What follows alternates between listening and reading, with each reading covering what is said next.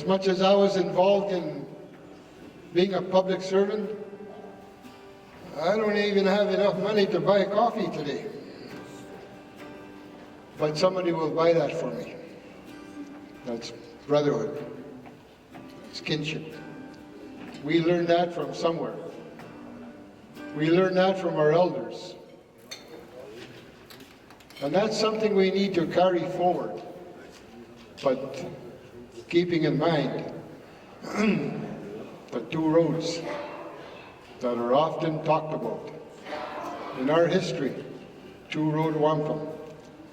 It has many meanings. And if we walk side by side, hand in hand, to continue working on developing young people through their own rites of passage from birth to childhood to youth, young parents, adults, elders, we will go a long way. Can't you forget? One of the things my elder teacher told me after I learned whatever I could, said, "No, Sim, I'm glad you learned your culture. I'm happy for you. But don't forget, there is one culture that trumps all cultures, and that's the human culture." And I think that's what we need to develop. Because the one thing, and I'll tell you the one thing that troubles me the most, is that there are young people out there who have no sense of identity.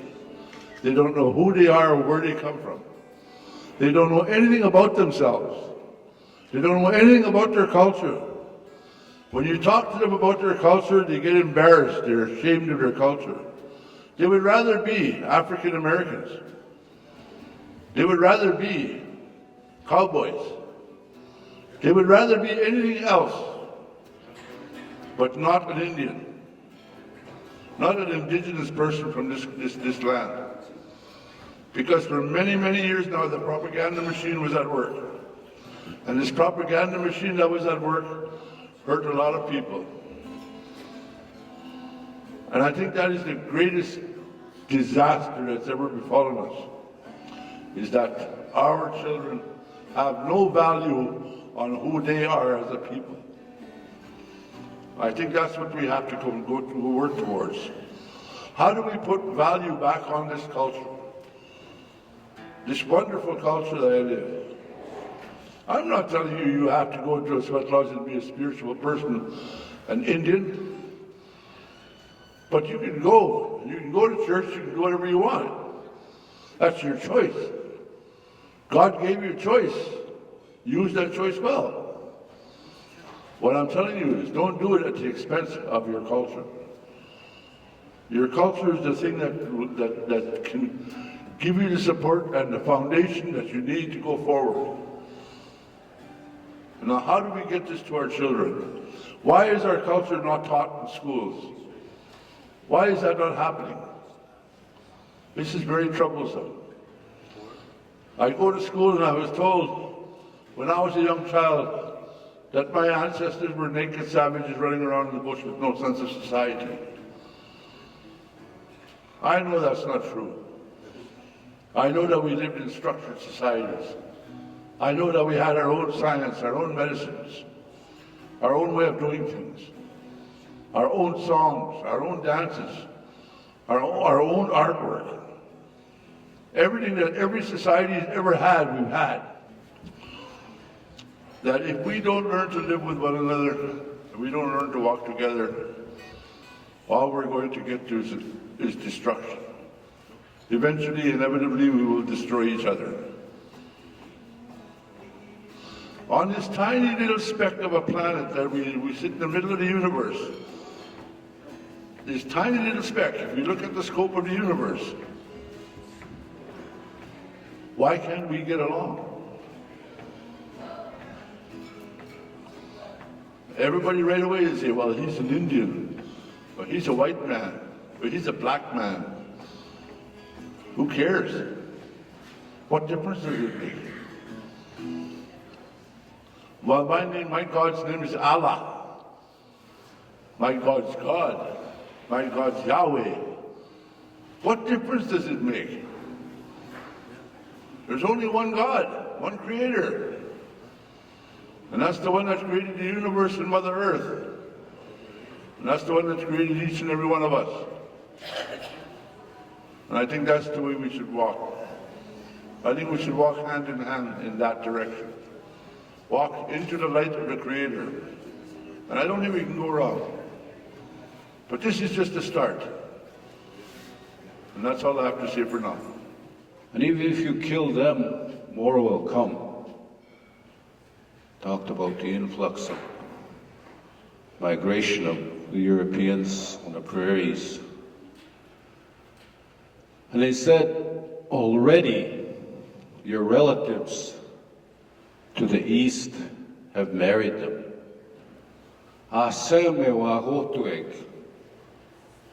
They said you're already related to these people. It's better to work with them. And that's what I always use.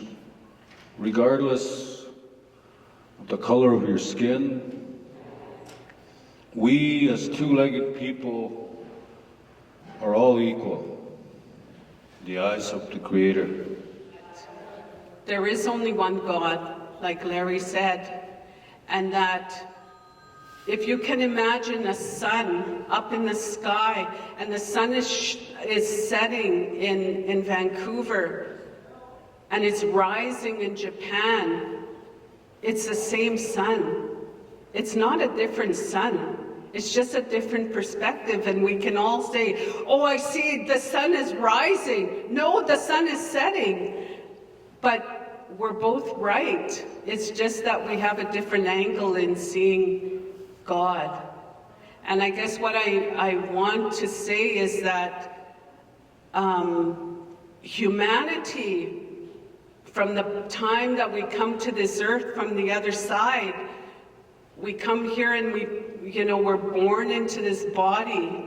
And I think the greatest challenge for us and the biggest lesson for us here on earth is to learn to love and to learn to accept one another.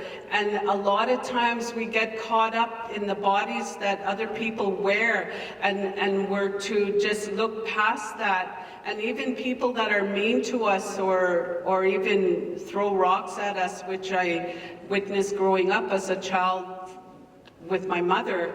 And not once did she ever try to retaliate, but rather she said, don't pay attention to them. Forgive them. They don't know what they're doing. They don't understand. And those are the kind of teachings that our people have. And those are the kind of teachings that the world needs. And so spirit cannot be contained. It cannot be contained by the structures that we build, because it's everywhere. And I think the sooner that we learn that lesson, the better off we are as humanity. And I agree with Alex, the world needs our teachings. And we have to be the role models for our children and our grandchildren. And now I'm a Trapan. And we carry that tradition on. I'm just happy to share my little story here.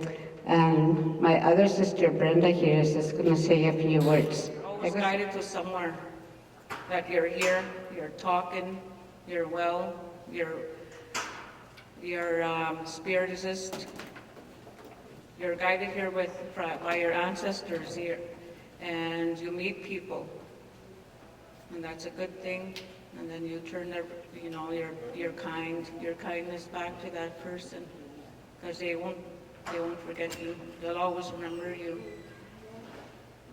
And that's all I want to say for now. My first elder, Chief Commander from North Bay, Ontario. And actually, he was also chief over at Docus Bay Reserve. Once said to me, if one person tells you of an event from the past, it might be just their story.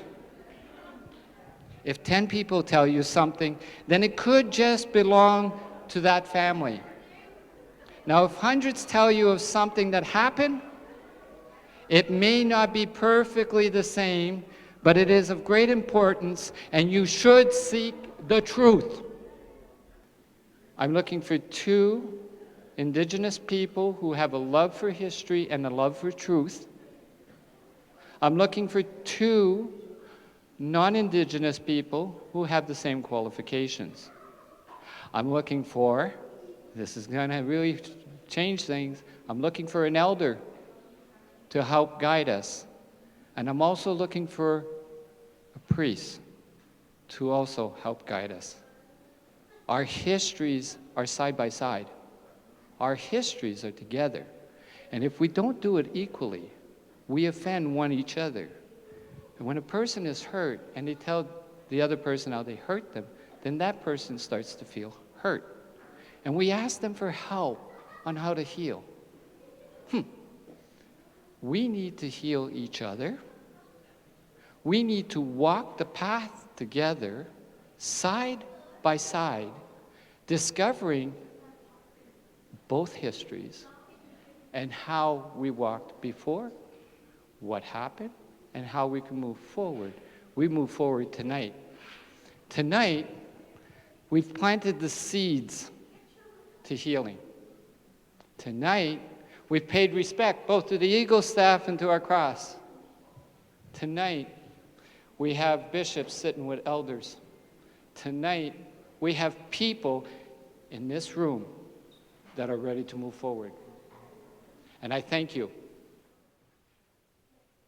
The UN Declaration, with its emphasis on self-determination and consent, freedom from discrimination, and rights to spirituality, culture, lands, and resources, helps us to address the root causes of the inequity that has been so much a part of the history of this country. Call to action number 48 necessitates a fundamental reordering of our relationship, Indigenous people and non-Indigenous people, and a significant change in our identity as a country.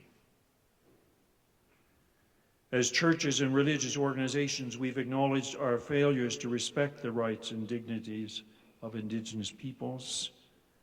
We acknowledge the harm done and are committed to journeying together toward healing and reconciliation. We undertake this work in our communities of worship and beyond through educational initiatives, and we support growing social, political, and legal efforts that promote the United Nations Declaration. We have a lot to answer for. But part of repentance, if it's fulsome, if it's absolutely sincere, is that with it come 2 other things. An intention to walk together differently. And secondly, actions that reveal that intention and the integrity with which we make apologies. And so as much as I really value ecumenical statements, and I do, and I believe in them, because we need to work together and be seen to be working together for the common good, for what's good and right and just for everyone. I also know that the strength of ecumenical statements lies in the commitment of each church and its own declaration, its own commitment, and its own work plan. And so I'm asking that across our church, all 46 articles be read in a very public way in our churches.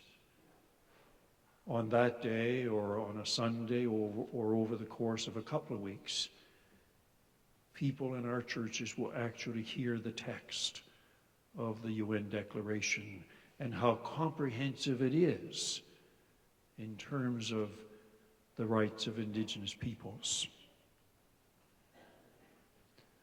This is a time of great hope. It's an opportunity for healing. It's a time for us to move ahead, to look forward. I think I heard the elders say that this afternoon. A number of them said, we can't stay in the past, it's just too painful. We need to embrace the future, and we need to do that with a spirit of hopefulness. And if we can work together, if we can walk together, hold hands, and hang in there for the long haul, the Creator will surely lead us on. It's from a self-help program. One of those things that you can buy off the television that will make your life better for $29.99 every month, and a little bit of effort. But rather that day by day and week by week and month by month, we struggle with our own brokenness, with the brokenness of our relationships with our family and our friends, with the brokenness of a society that runs after all sorts of things, with the brokenness that comes from a history that has bequeathed us both good and bad, and the brokenness of hopes placed before us that we strive and often fail to reach. But again, the good news is that God says, yeah, I know, and we're going to keep working at it. Yes, you said no, so I will say yes, and we'll start again, and we'll do it again, and maybe this time we'll get part of it right. This is the awesome gift of God's love for us, that by the power and the presence of His Holy Spirit, God is always, in every moment of every day, seeking to change our hearts, seeking to work with us to become instruments of His grace and love in the world, seeking to conform us to the image of His Son, Jesus Christ. Every moment of every day, with every breath, in every way. We must forgive, look at the future. And our prayers and the ceremonies always say, talk about Creator, His love,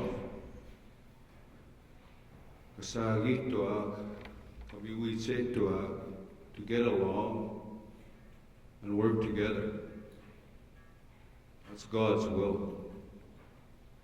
So we've been very misunderstood as a people. We've been to those places where, to the east, where people knew that European was coming. They knew what he was going to do. But we were instructed as a people to share the land. This is a beautiful island, North America. And we also have a lot of our own prophecies. Cree people have been very tight-lipped through history. It's just now we're starting to come out and we're starting to share some of those things. And one big factor is Wagoton. Wagoton is how you're related. And a lot of our people have married out. So we're all related.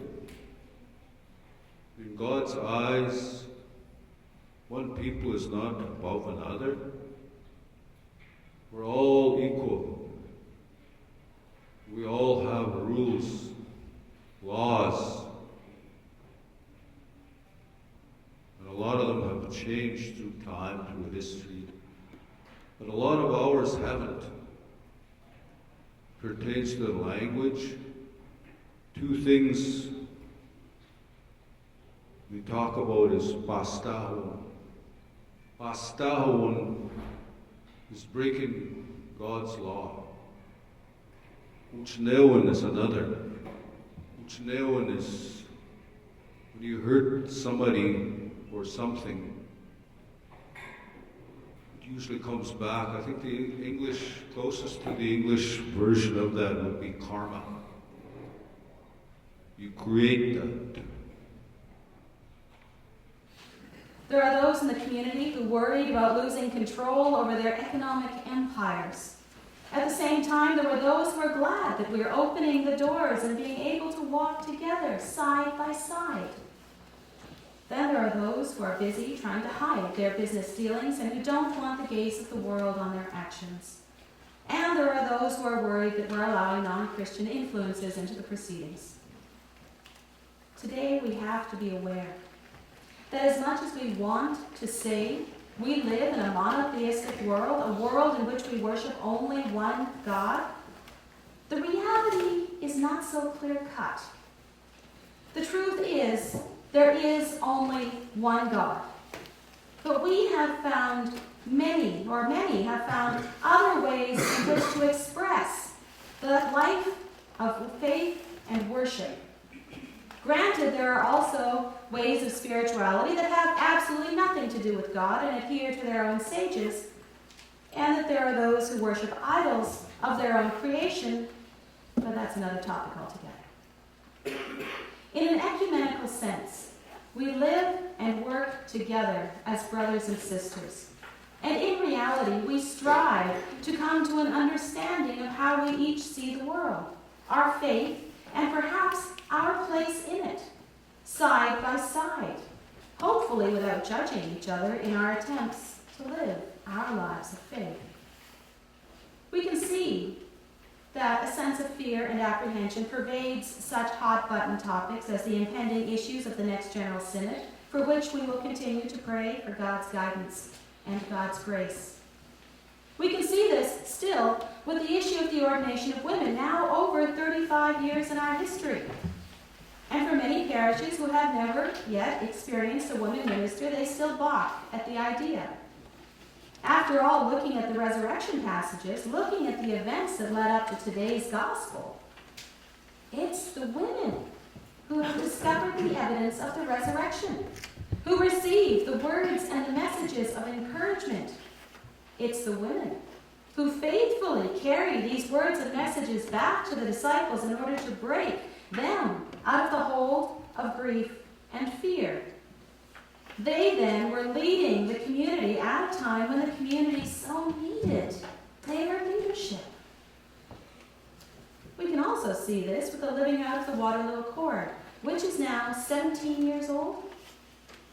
The agreement between the ELCIC Lutherans and the Anglican Church of Canada that allows us to live and to work and thrive in each other's environments. It is when we are able to honor all that God has given us and continues to give us, including new life, including the promise of the resurrection, including the ability to believe in what we have not seen. This then creates a new relationship with God and with each other, where we are in communication not only with the spirit of creation, but with each other.